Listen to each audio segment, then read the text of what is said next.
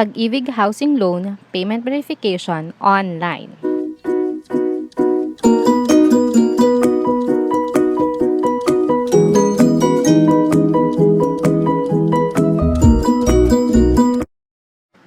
This video is regarding sa Pag-ibig Housing Loan Verification, Payment History, Billing, and if you have any question regarding this Pag-ibig Housing Loan, please feel free to comment down below and try nating sagutin yan.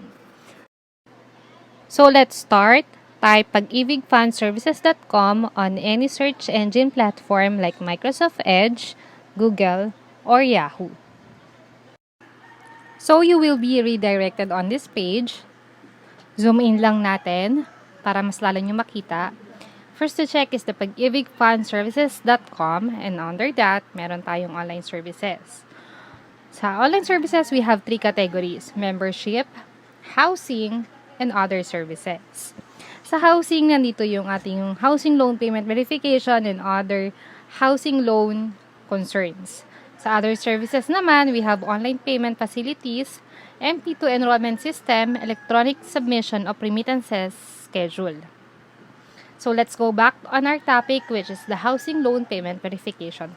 Pag kinilik mo to, ma-redirect ka sa page na ito kung saan kailangan mong i-enter ang 12 digits HL account number, the last name and the first name of the borrower, and we also have to enter the code from the image. Kung ano man yung image na yon, gagayahin mo lang, and then you have to click proceed.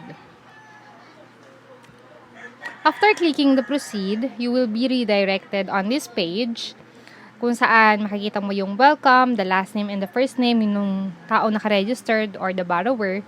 Under account summary, nandito yung ating loan value, term in year, interest rate, take-out date, outstanding balance, and monthly amortization. Sa billing statement email facility naman, doon mo i-enter yung iyong email address kung gusto mo makareceive ng automatically monthly email ng iyong billing statement. So, sa online services, may mga option ka to download, print, or view yung billing statement or payment history. So, pumunta tayo sa billing statement. Click mo lang yung billing statement and you will be redirected sa page na ito, kung saan makikita mo ang iyong monthly due payment and your due date. So, tinakpan ko lang yung details namin ng red mark. So, let's go back to our online services and then let's click the payment history. So, ang ine-expect nating makita dito ang ating payment history.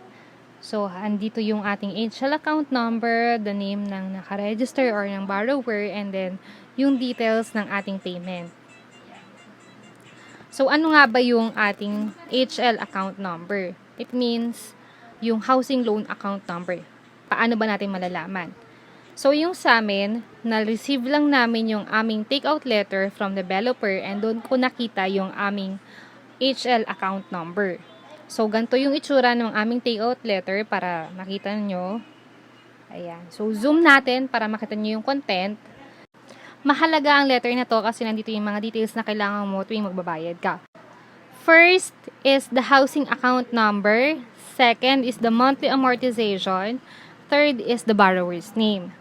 So, dito sa take-off or take-out letter, ayan yung housing account number or housing loan number na 12 digits. And then makikita mo dito yung email, yung name ng borrower, address, the loan amount kay Pag-ibig, and if it's approved. Since tapos na, please do not forget to like this video and click subscribe. Ayan, sana may natutunan ka sa video na to. So, thank you for watching. Bye!